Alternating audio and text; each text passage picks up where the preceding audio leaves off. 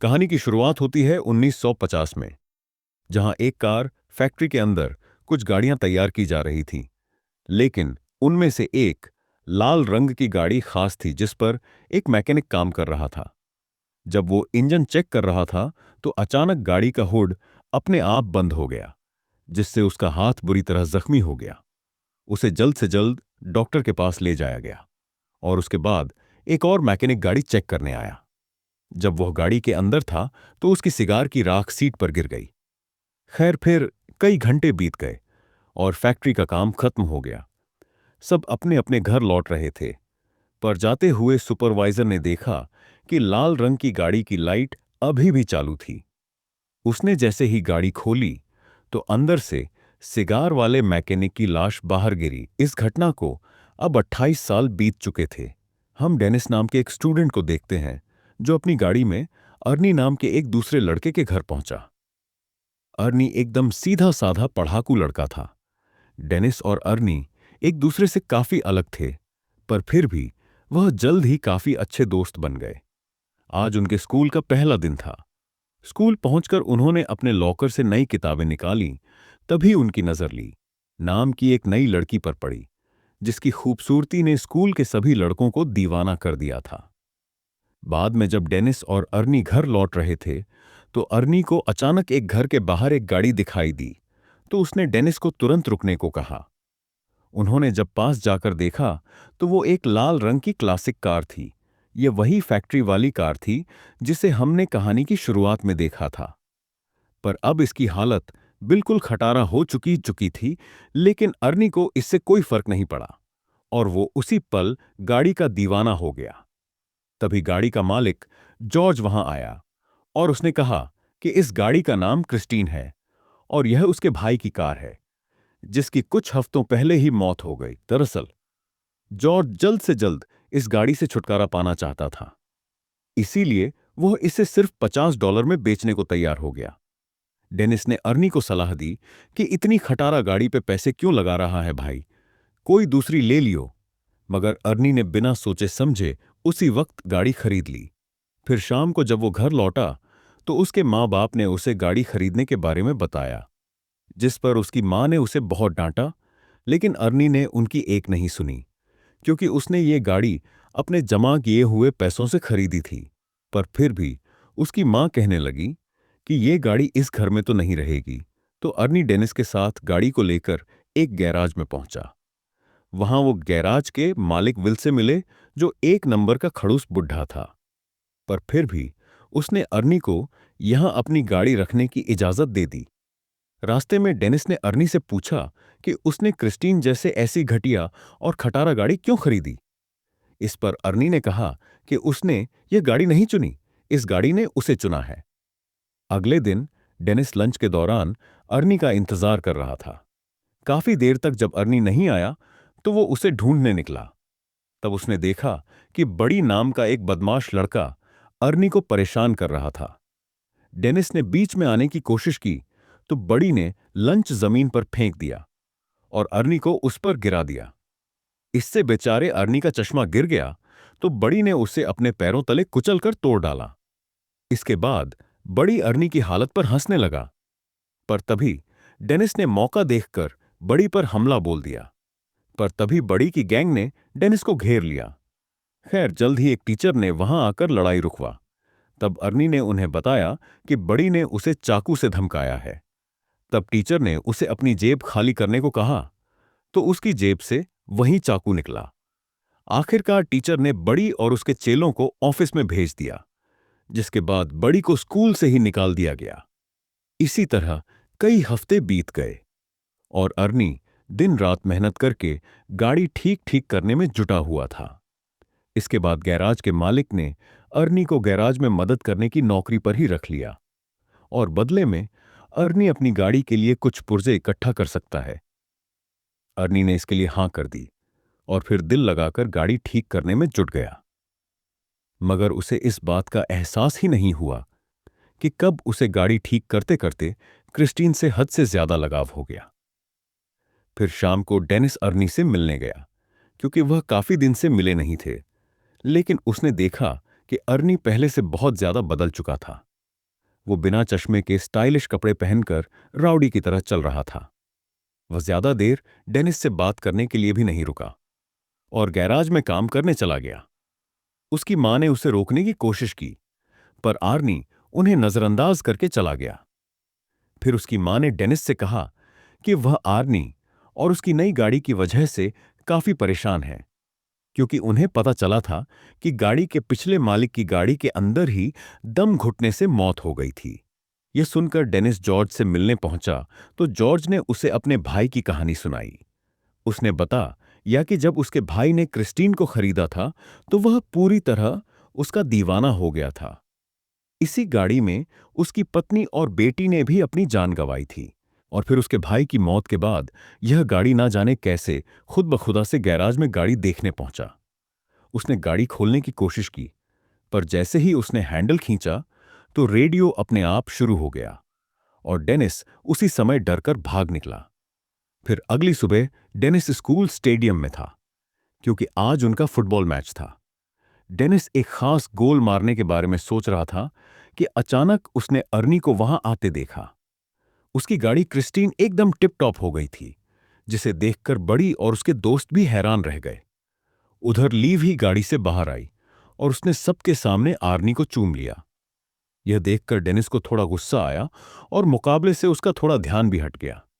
इसी मौके का फायदा उठाकर विरोधी प्लेयर्स ने उसे धक्का देकर बॉल छीन ली।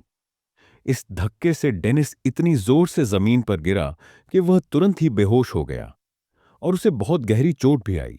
इस घटना के कई दिन बाद डेनिस की आंख खुली तो उसने देखा कि वह एक हॉस्पिटल में था और उसकी टांग और गले में प्लास्टर लगा हुआ था। तभी आर्नी उससे मिलने आया। तब डेनिस को एहसास हुआ कि उसका दोस्त कुछ ज्यादा ही तेजी से बदल रहा है। कहाँ 1 महीने पहले वो एक डरपोक सा लड़का हुआ करता था, जो अपने घर वालों की हर बात मानता था। खैर, अर्नी जल्द ही उसे अलविदा कहकर निकल गया। फिर शाम को वो ली के साथ मूवी थिएटर गया और बाद में वो दोनों गाड़ी में ही एक दूसरे को चूमने लगे। पर जब मामला आगे बढ़ा तो ली अचानक उतरकर गाड़ी से बाहर आ गई। अर्नी उसके पीछे गया तो ली कहने लगी कि मुझसे ज्यादा तो तुम इस गाड़ी से प्यार करते हो। अर्नी को उसकी बातें बहुत अजीब लग रही थी, लेकिन फिर भी उसने जैसे तैसे ली को मनाकर वापस गाड़ी में बैठाया। लेकिन उसी समय अचानक विंडशील्ड खराब हो गई तो अर्नी बाहर निकलकर देखने लगा। अंदर ली कुछ खाने ही लगी थी कि अचानक गाड़ी का रेडियो अपने आप चालू हो गया। उसी समय डैशबोर्ड से बहुत तेज रोशनी आई और ली को लगा कि उसका गला घुट रहा है। उसे सांस नहीं आ रही थी तो अर्नी तुरंत उसकी मदद के लिए दौड़ा, मगर गाड़ी अंदर से लॉक हो चुकी थी। अर्नी बेहद परेशान होकर बाहर से गाड़ी खोलने की कोशिश करता रहा, पर कोई फायदा नहीं हुआ। इधर ली दम घुटने से मरने ही वाली थी कि ऐन वक्त पर वह अंदर से दरवाजा खोलने में कामयाब रही और तभी साथ खड़े एक आदमी ने जैसे तैसे उसे खींचकर बाहर निकाला। यह देखकर अर्नी ने गुस्से में उस पर हमला कर दिया, पर वो तो सिर्फ ली के गले में फंसा हुआ खाना निकाल रहा था। आखिरकार मामला शांत हुआ और अर्नी ली को घर वापस छोड़ आया। ली गाड़ी से निकलते ही घर में घुस गई और उसने कहा कि वो अर्नी से कोई बात नहीं करना चाहती। अर्नी ने उससे माफी मांगने की कोशिश की, पर ली के दिमाग में यह छप चुका था कि इस गाड़ी ने मुझे मारने की कोशिश की है। और तो और उसे लगता था कि क्रिस्टीन उससे जलती है, क्योंकि जब भी वह गाड़ी में इकट्ठे होते हैं तो कुछ ना कुछ गड़बड़ हो जाती है। यह सब सुनकर अर्नी को लगा कि लीक के दिमाग को धक्का लगा है। इसीलिए उसने कहा कि वो कल बात करेंगे। फिर अनी वापस गाड़ी में बैठा, मगर गाड़ी चालू ही नहीं हो रही थी। तब उसने क्रिस्टीन से बात करते हुए कहा कि आज ली के साथ जो भी हुआ उससे कोई फर्क नहीं पड़ता, क्योंकि वो क्रिस्टीन से हमेशा उतना ही प्यार करता रहेगा। इसके बाद उसने चाबी घुमाई तो गाड़ी तुरंत ही चालू हो गई। अब वो सीधा गैराज पहुंचा और क्रिस्टीन को वहीं छोड़कर घर वापस चला गया। पर तभी उसके पीछे से बड़ी और उसके दोस्त गैराज में घुस गए। उन सबके पास तरह तरह के हथियार थे और देखते ही देखते उन्होंने पूरी गाड़ी तबाह कर दी।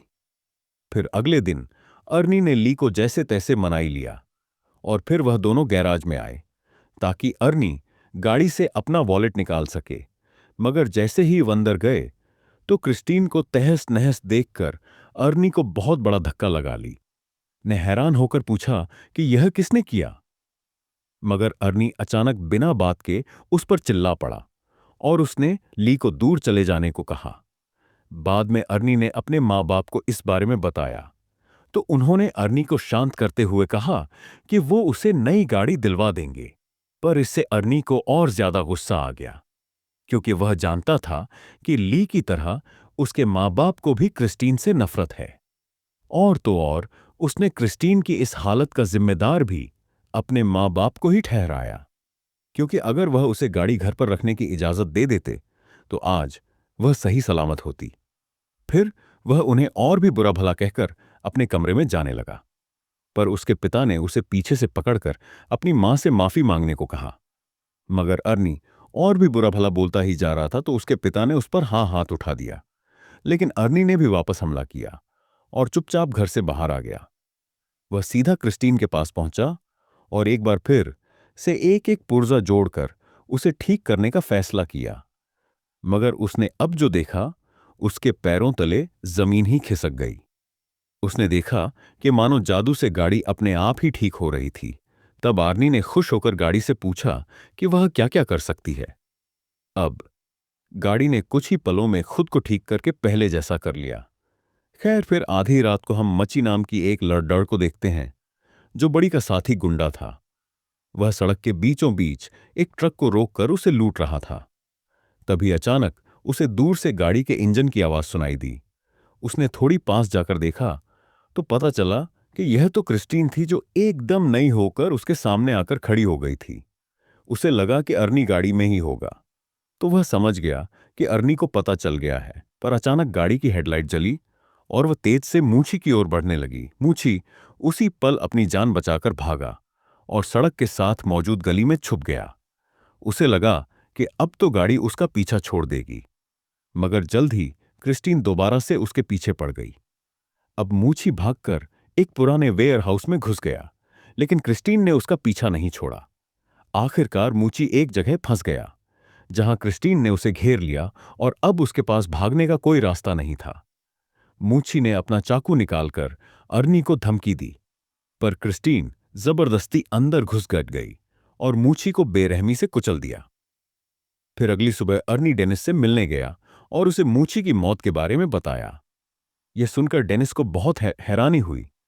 उसे यह भी समझ नहीं आ रहा था कि अगर क्रिस्टीन पूरी तरह तबाह हो गई थी तो वह अपने आप ठीक कैसे हो गई। मगर अर्नी ने कोई जवाब नहीं दिया और चुपचाप चला गया। तभी डिटेक्टिव जेनकिंस उससे मिलने आया और भरोसा दिया कि वह क्रिस्टीन पर हमला करने वाले गुंडों को ढूंढ रहा है और साथ ही मूची के कत्ल का केस भी उसी के पास है, और ने कहा कि वह मूची की मौत के बारे में कुछ नहीं जानता, पर वह इस खबर से बहुत खुश है। यह सुनकर डिटेक्टिव को उस पर शक हो गया। उसने आर्नी को बताया कि उसकी गर्लफ्रेंड ने यह गवाही दी है कि गाड़ी बिल्कुल टूटने फूटने के बावजूद भी अपने आप ठीक हो गई। यह सुनने के बाद अर्नी चुपचाप वहां से चला गया। बाद में उसने ली को फोन करके मिलने बुलाया तो ली ने इनकार कर दिया, जिससे वह और ज्यादा गुस्से में आ गया। वहीं दूसरी ओर ली और उसका दोस्त डॉन शराब लेकर गाड़ी में जा रहे थे। रास्ते में एक दूसरी गाड़ी उनका पीछा करने लगी, तो बड़ी ने गाड़ी रोककर देखा कि आखिर इस गाड़ी में कौन है, पर हेडलाइट्स की वजह से उसे कुछ दिखाई नहीं दिया।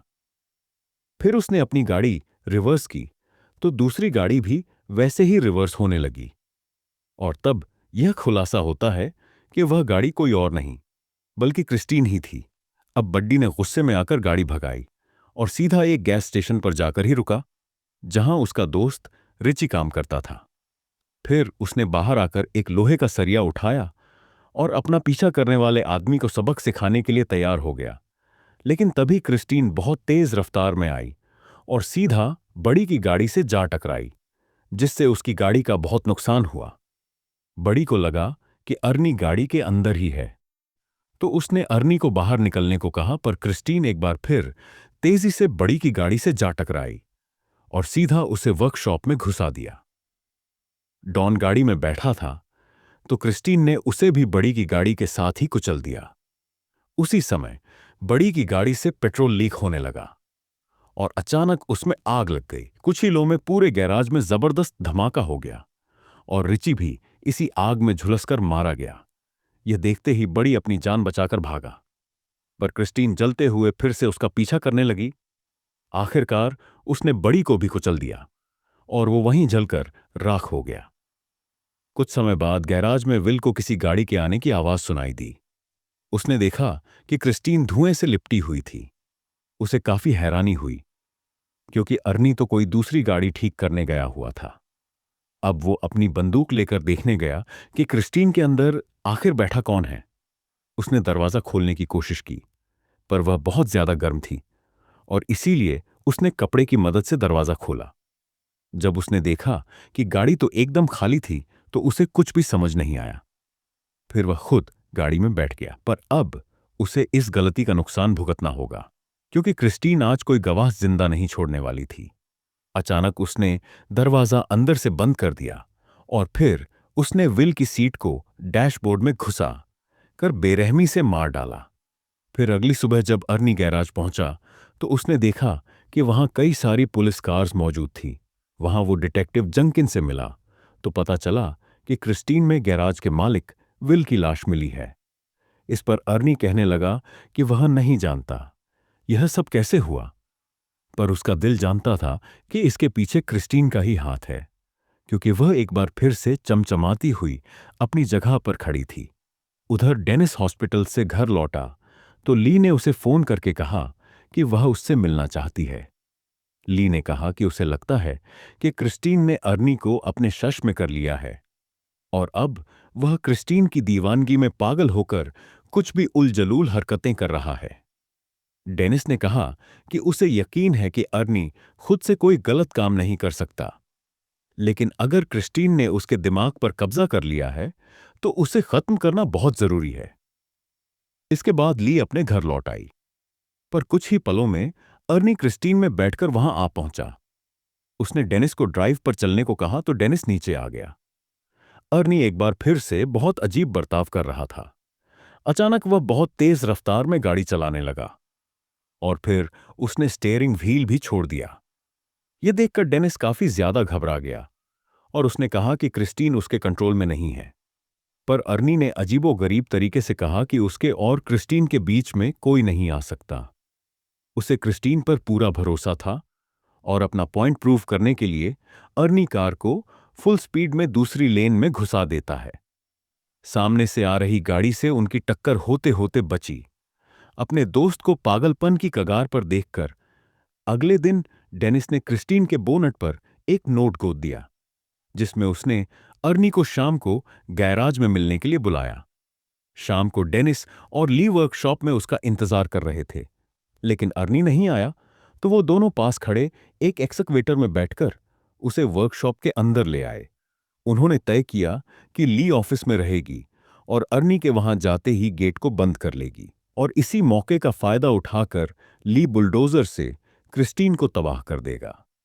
जल्द ही प्लान के मुताबिक ली ऑफिस में चली गई, लेकिन वो यह नहीं जानते थे कि क्रिस्टीन अब शॉप में ही कचरे के बीच छुपी हुई है। फिर गाड़ी ने अपनी हेडलाइट्स ऑन की और ली को कुचलने के लिए आगे बढ़ी। ली ने जैसे तैसे हवा में लटकते हुए एक टायर को पकड़कर अपनी जान बचाई, लेकिन क्रिस्टीन ने भी हार नहीं मानी और दोबारा उस पर अटैक करने के लिए आगे बढ़ी।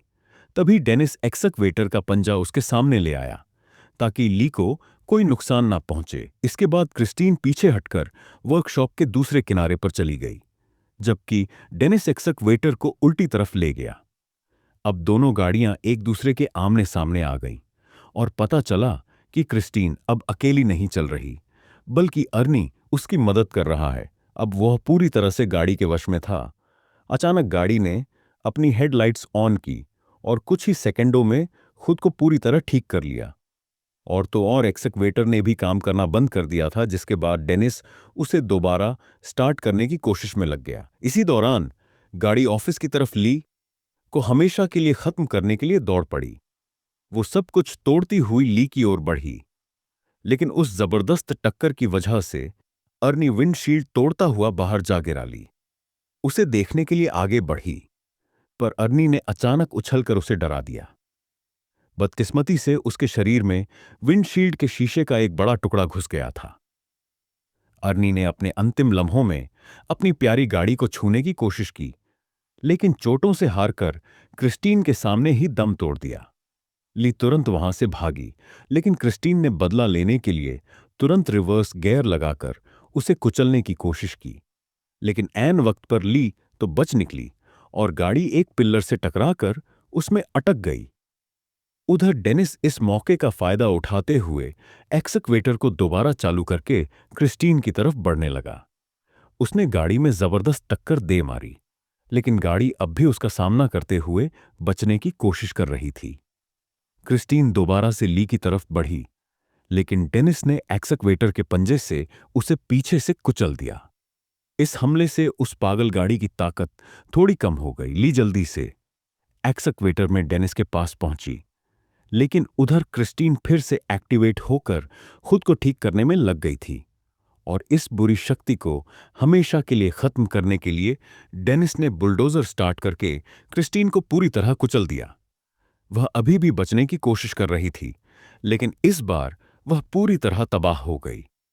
उनकी यह लड़ाई आखिरकार खत्म हो गई और अगले दिन डेनिस और ली जंक यार्ड में डिटेक्टिव जंकिन से मिले।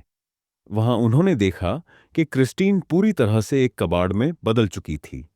आखिर में तीनों वहां से चले गए, लेकिन तभी हमने देखा कि क्रिस्टीन का एक छोटा सा टुकड़ा अपने आप हिलने लगा था, जिससे पक्का हो गया कि वह शैतानी गाड़ी अभी भी जिंदा थी। आपकी ड्रीम कार कौन सी है? कमेंट्स में जरूर बताना। मिलते हैं